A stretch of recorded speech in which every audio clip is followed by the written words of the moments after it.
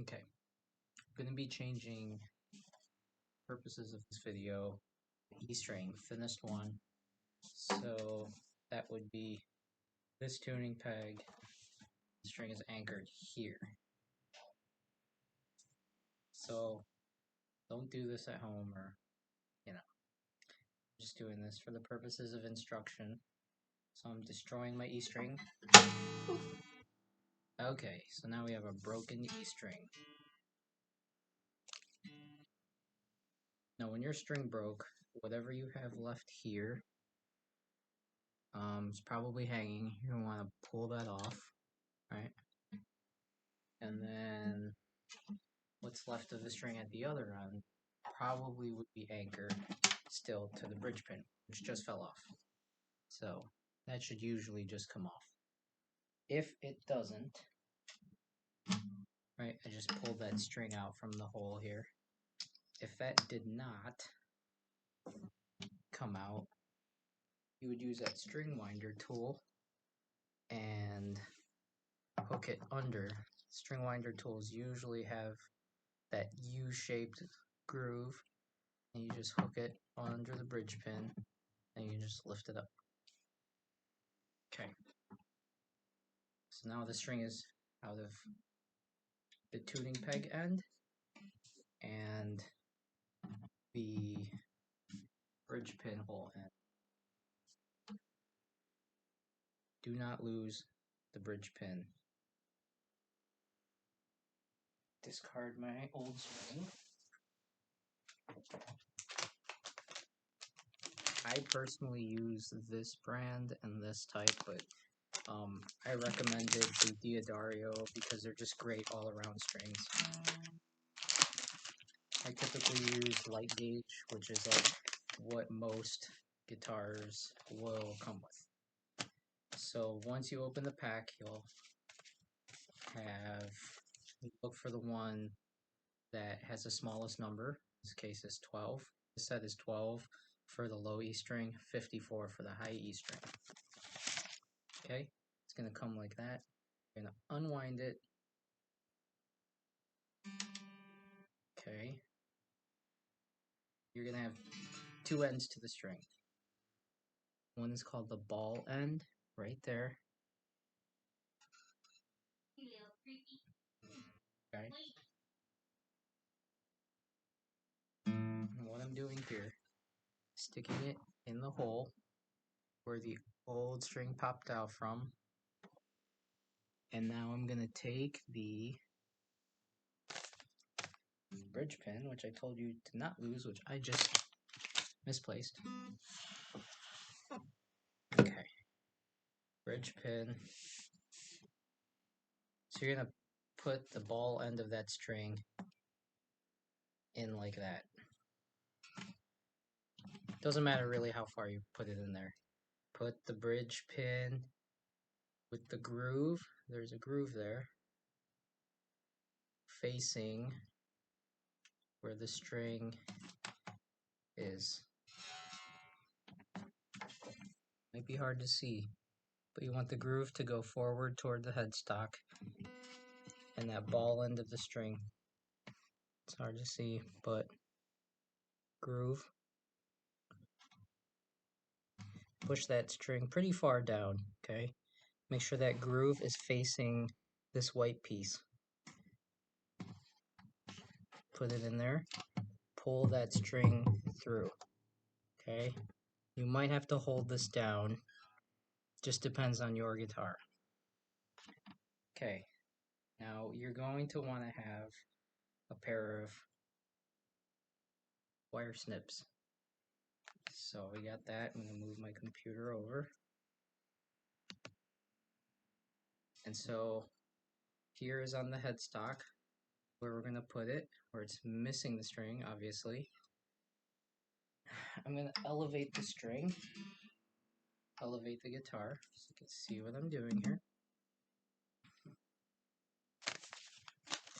Maybe bring this whole setup over. Okay. So we're anchored in at this opposite end. And now we're gonna bring this up, right? Make it taut. You're gonna have a slot here where the string that broke once was, and we're gonna cut the string, okay? Make it taut. So we're here at the peg where it's gonna go through. We don't want to cut it there. We want a lot, well, quite a bit of slack. I would take it to the next peg here, if you can see what I'm doing. So take the string, make it taut, and you're gonna take it right. Here's the peg we're putting it on. Go a little further, right there, to that post, just to get like the length of the string we want. Okay, so now I'm gonna hold it, take my wire snips, and cut it. Okay, so you want extra length, about 1.5 inches. That would be the length of the string going to the next tuning post. Now you'll notice there's a hole through this peg, turning it till you can see it. There's the hole. What you want to do is feed it through that hole. And you want to follow the direction of the strings where they're coming from. Meaning you'll feed it through the hole. So I'll feed it through this hole, just like that. Okay? I put the string back on this stand. We'll feed it through the hole. And you want a little bit of it hanging out. You don't want a whole lot. Let me see if I can. This guitar over. Slip it. Maybe for purposes of this video. So this is where you would use your string winder, right? Once it's in there, you're gonna wanna, all the string winder does is go on here and you're gonna turn it, right? But you need to make sure the string is secure. Now, the way you want to turn it is such that the string will be anchored through the post and exit and coil around this way to the nut. This is the nut, okay, the white piece. So coil around this way. If it coils around the bottom here, then you've done it wrong, because now the string is going to feed into the post the wrong way and you might have some issues. It's just not proper. Okay, so once you have it in there, I like to leave about that much, maybe about 1/4 inch of the string, what I like to do. Okay.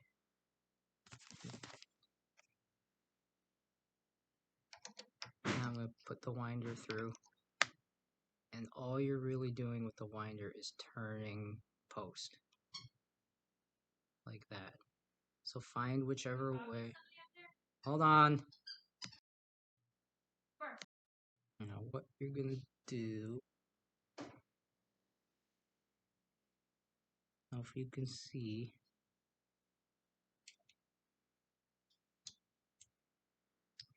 we're fed through right there,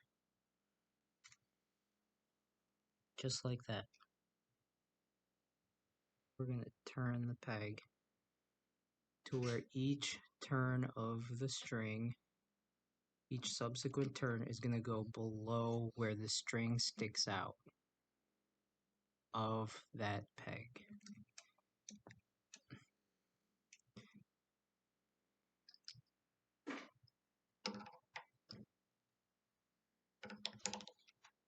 So I'm going to turn it. And now the string is exiting in line to where it's on the medial side of each tuning peg. If you're coming out on the lateral side when you're turning it, you're going the wrong way. So I'm just going to turn it with the string winder. Turning. It's hard to do this and record at the same time. We're turning. turning.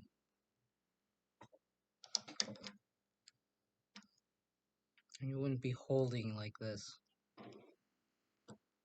but turning, turning, turning, taking up the slack.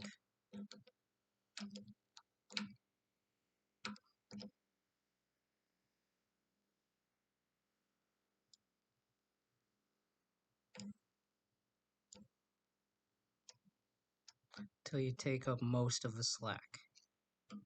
Right about there.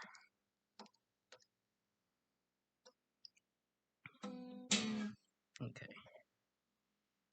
So if you can see that, basically where the string came out through the post, it kind of came out the post. You just kind of bend it. Once you start turning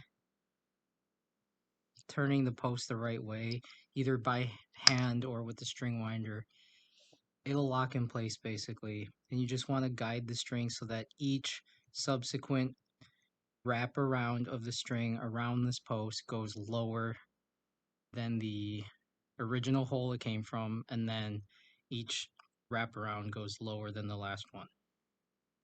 So once you're there, just tune it up. At this point, you have a couple options. Don't know how you tune. You use an app. If you have these tuners that you just basically go like that, but I like to use a clip-on tuner.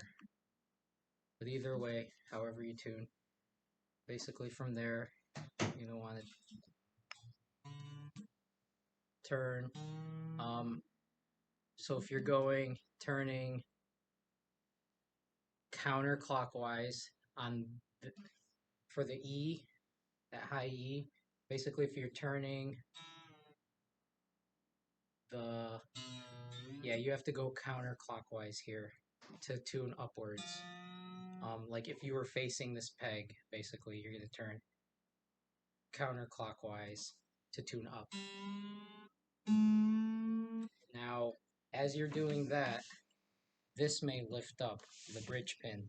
So as the tune of the string gets higher, this may lift up. May have to just push it down. If it's loose enough, it may shoot out. Not a big deal. It's not going to hurt you.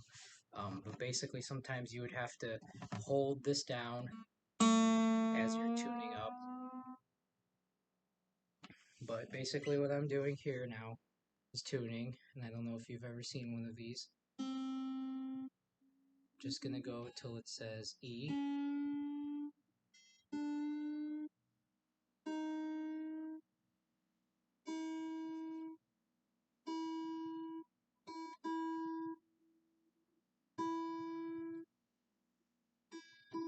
And technically it's in tune, but because the string is made of steel, it's going to need stretched out. So it's pretty much in tune, but as you play it from here, it will untune itself. So you'd have to stretch it out, which basically you take it here at the 12th fret, just pull on it about 3/4 or a whole inch off the fretboard for about 5 seconds. Play it again, that E string. See how it dropped? It's no longer in tune. There's that. So if I kept playing this, it'll probably drop out of tune again because the string just needs to be stretched out. So repeat the process. About an inch off the fretboard and 5 seconds or so. Check the tune, dropped again. Basically do it until it doesn't drop anymore.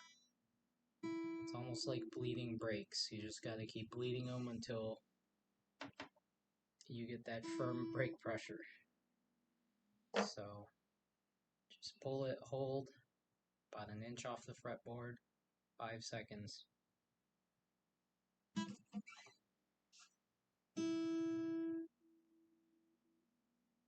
and each subsequent time it's less and less out of tune. One more.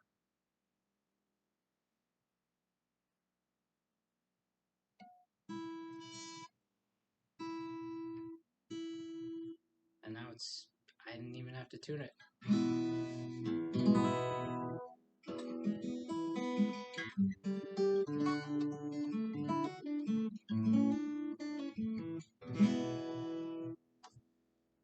And that's it.